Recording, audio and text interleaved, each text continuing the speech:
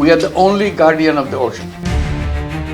একদিকে গত হচ্ছে খুশির ঈদ, অন্যদিকে পবিত্র ঈদ উল ফিতর উপলক্ষে বাংলাদেশের জনগণ ও অন্তর্বর্তী সরকারের প্রধান উপদেষ্টা অধ্যাপক ডক্টর মোহাম্মদ ইউনূসকে ভারতের প্রধানমন্ত্রী নরেন্দ্র মোদীর শুভেচ্ছা বার্তা নিশ্চয়ই কারোর অজানা নয়। এটি অনেকটা এমন যেন হীরক রাজার হঠাৎ ঘুম ভাঙতেই শখ হলো ডক্টর ইউনূসকে শুভেচ্ছার নামে যন্তর মন্তরে ব্রেইন ওয়াশ বা মগজ ধোলাই করার।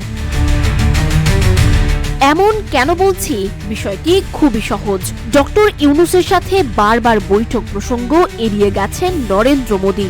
এমনকি এপ্রিলে থাইল্যান্ডের রাজধানী ব্যাংককে বিমস্টেকের শীর্ষ সম্মেলনে বাংলাদেশের প্রধান উপদেষ্টা অধ্যাপক মোহাম্মদ ইউনূসের সঙ্গে ভারতের প্রধানমন্ত্রী নরেন্দ্র মোদীর দ্বিপক্ষীয় বৈঠক হওয়ার প্রস্তাবও অনেকটা প্রত্যাখ্যানই করেছেন মোদী। 3 দিন আগেই যাকে প্রত্যাখ্যান করেছে, হঠাৎ তাকে শুভেচ্ছা বার্তা, তাতে কথাও আবার এমন যেমন প্রেম শুরুর পূর্ব প্রস্তুতি।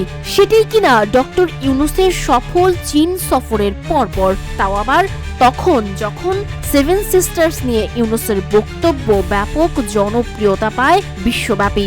বাংলাদেশ ও ডক্টর ইউনূসের প্রতি চীনের এতটা গুরুত্ব প্রদান নিশ্চয়ই নরেন্দ্র মোদী দুঃস্বপ্নেও ভাবেননি।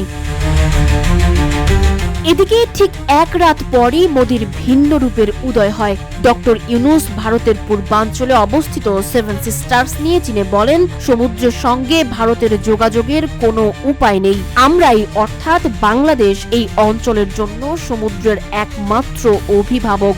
ডক্টর ইউনূসের এই মন্তব্যকে হুমকি মনে করে ভারতের প্রতিরক্ষা বিশেষজ্ঞ প্রফুল্ল বক্সী বাংলাদেশ নিয়ে বিদ্বেষমূলক মন্তব্য করেন।